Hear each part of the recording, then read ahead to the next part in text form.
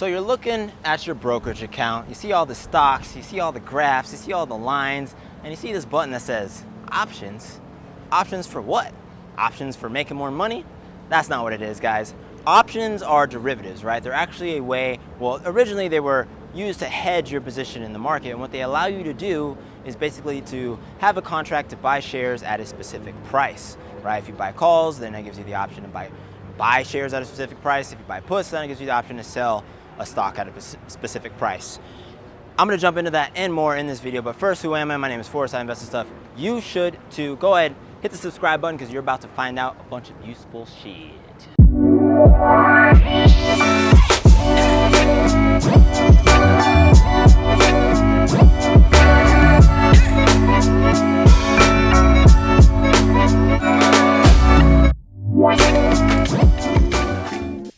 What is up, Forrest Force? We're all here today to talk about what options are. But before we get into that, if you're new to my channel, go ahead and hit that subscribe button, hit the notification bell. We're going to go on this financial journey together. My goal, for those of you who are new here, is to help people achieve some sense of financial literacy, learn how to trade. I'm an options trader, right? So I day trade.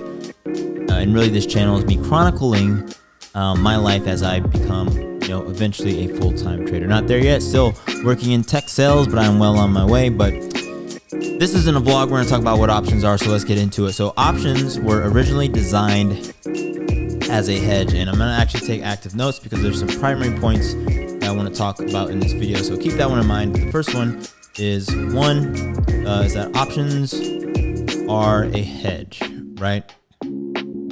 So if you don't know what a stock is, go and watch my other video of what is a stock. It's a pretty simple video, pretty straightforward, right? But it's actually really, really important that you understand what stocks are, right? The TLDR on what stocks are is that they are a certificate of ownership of a part of a company, right? And what that gives you depends on the share class, type of share that it is, and the structure of the company, right? Some very quick examples are companies like Google and Meta, which have different subordinated share classes, right? So you have higher levels of shares and you have lower levels of shares. Different shares have voting rights, right? Why would you want to vote with your shares? Well, it lets you do things with the company. One of the things that you can do when you own shares of a company and you've invested in that company because you think that the price is going to go up, right? We all are investing for retirement, or maybe you're trading like me, right? Short term. In both cases, actually, right? Even if you're investing over 20 years, or if you're just doing a short-term day trade, you might want to hedge that position. So let's talk about what hedging is. Hedging is basically accounting for the risk in your position. A hedge is not a position completely opposite to your position. And so what that means is, let's imagine that I have 100 shares worth $100, right? We're gonna keep the math super simple. I have 100 shares worth, times $1 is equal to $100. If I want to hedge this position, right, if there's a short-term change in the market that's gonna turn the value of my 100 shares that's worth $100 to $80, right, I might put on a $20 hedge. I'm gonna put on a position that allows me to make or realize $20 on the downside of the position. Now, that's a one-to-one scenario. That's a good example of what you probably wouldn't do. What I would probably do is hedge to not dollar for dollar on that risk. I might hedge 50% of that risk. So I might put on a hedge. I might buy a put on that stock, right? I'm going to open a downside position, a put position on this stock, right? Put is an option. We're going to talk more about what this means, but I'm going to open a put, which basically thinks I think the price is going to go down. So even though I own shares because I want the price to go up, I'm going to buy a put because I think that the price near term, before my option expires, keep that in mind, keep expiration in mind, I think it's going to go down, right? So I buy this put, price goes down, the value of my put goes up, I sell the put. So let's break down that scenario, right? First, I bought something called a put.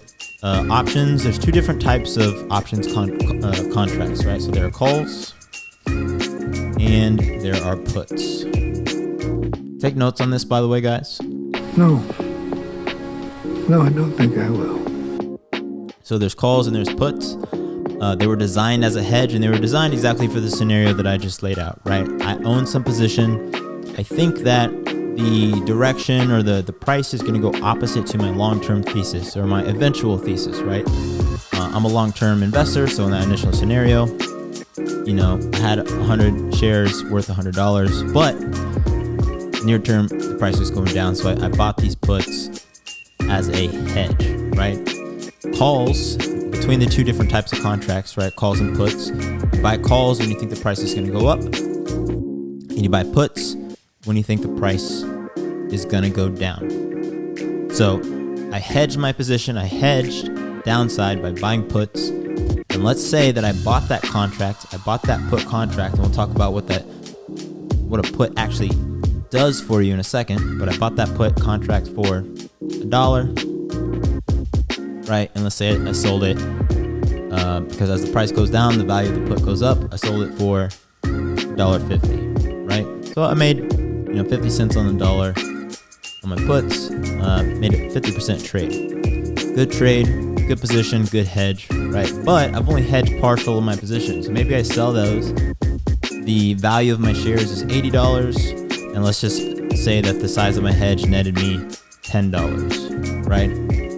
So all in all, the total value of my portfolio is down $10, right? Short recap. Had a position worth $100. I hedged a portion of it. The stock goes down to a value of $80.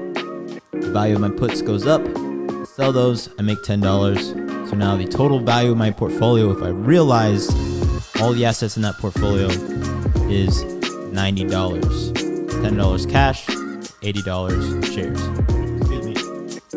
I hair in my mouth. Calls is the exact opposite, right? You buy calls. If you're shorting a stock, and we're not going to talk too much into that, but in the first scenario, I bought shares. Let's assume that I sold some shares. I sold some shares to somebody, and I did this because I think the price is going to go down. So I can sell it to them, and they're not going to be able to sell it back to me for more, right? So I'm shorting these shares. I sell shares worth $100, get the cash, the $100. Somebody else has my shares, and that person wants the price to go up so that they can sell them at a higher price. They want to sell them back to me at a higher price. So we have this free market mechanic going on, right? I want to hedge this price. Let's say that when I first sold the shares for $100, I got my $100, and the value of the shares goes down to $90. But some really cool economic activity is happening, so the price goes up to, $99, and I think it's going to break. I actually think near term the price might go up to like $120 or $130. Now, there's a few things that I could do. The simplest thing I'm going to do is buy calls to hedge my position, right? So I'm not going to do all the math again, but I buy calls, I hedge part of that position, and let's assume that I'm wrong and I end up owing the person. The person sells the shares at 105, right? I take that loss, but since I've hedged my position, maybe instead of losing, the $5, I lose, $3. So that's what calls and puts were initially designed for. What are they though, right? So that's what they can do for you. We talked about how they move with the price of the underlying, but an option contract, really what it is the right to purchase shares or sell shares at some number, right? And so if I buy calls, if I buy a call contract, let's use Apple as an example. If I buy, and write this down, if I buy, whoa, what is going on? My keyboard here. If I buy one Apple $100 call, right? So I bought one call for an underlying asset called Apple, a strike price of $100. That gives me the right to buy 100 shares of Apple at $100. That's what the call does. Now, thinking about the two prior situations I was in, why might you want that, right? And think about it. If I buy a call, if I buy something that lets me buy shares of Apple at $100, and the price goes up to, I don't know, let's say $200, there's a $100 difference. I have the right to buy 100 shares for $100, but they're worth $200. So I make money on that difference, right? That difference ultimately becomes the value of the contract, right? Now, the contract isn't necessarily going to be worth $100. The value of the contract depends on the amount of time left in the contract, right? And a bunch of other things that we call options Greeks. We're not going to talk about the Greeks. I'll talk about that in another video. There's really two important things that you need to know about options right now is that there's a strike price, right? There's a price that you're allowed to buy or sell shares at. All of them give you the right to buy or sell 100 of those underlying. It could be Apple, it could be Google, it could be whatever. And there is a time period on all options contracts. There's an expiration date, right? I can't just buy the right to buy 100 shares of Apple forever. I actually could buy the right to buy 100 shares of Apple 5 years in the future. Those contracts are worth an insane amount of money. And you might already be thinking why, and the reason why is because there's so much uncertainty the further that away we go, that the person who's going to sell that contract is going to put a premium, right? The premium of that option contract is going to be exceptionally high due to the time value of that contract, right? We actually do call that time value. So option contracts have time value and they have intrinsic value. Time value and extrinsic value.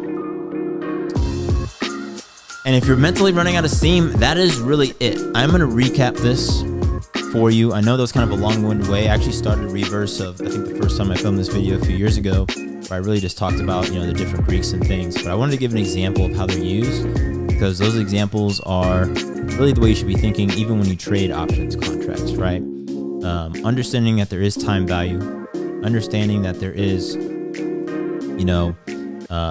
extrinsic value, intrinsic value in the contract, understanding the differences between these things.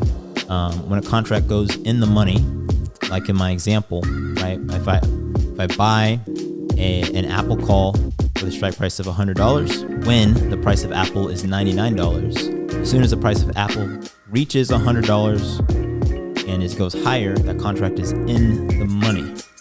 Same on the put side, right? Let's say Apple is at $100.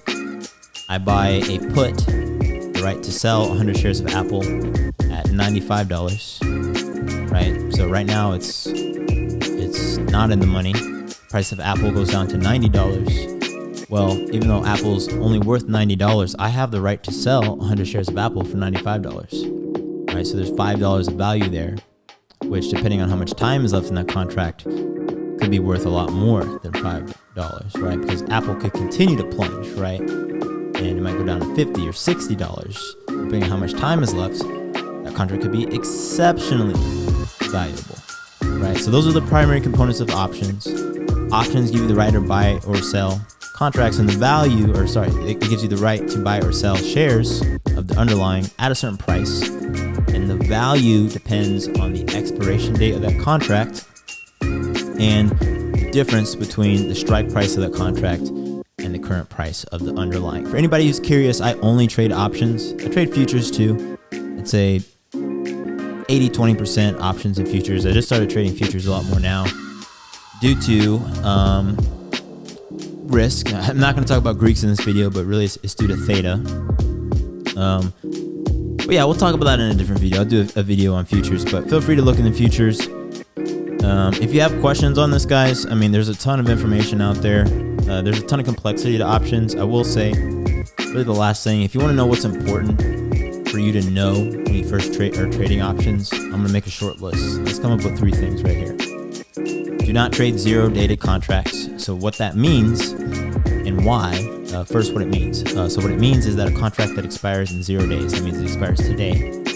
And the why is that those are exceptionally risky. Right? So as a new trader, if you just started trading, you shouldn't even be looking at these. You're going to see a ton of people trading them on the internet, and you're only going to see the gains. You're going to see a ton of people like, oh my God, I turned 2K into, $20,000 or even more. You're going to see that all over the place. And it's going to seem like it's easy.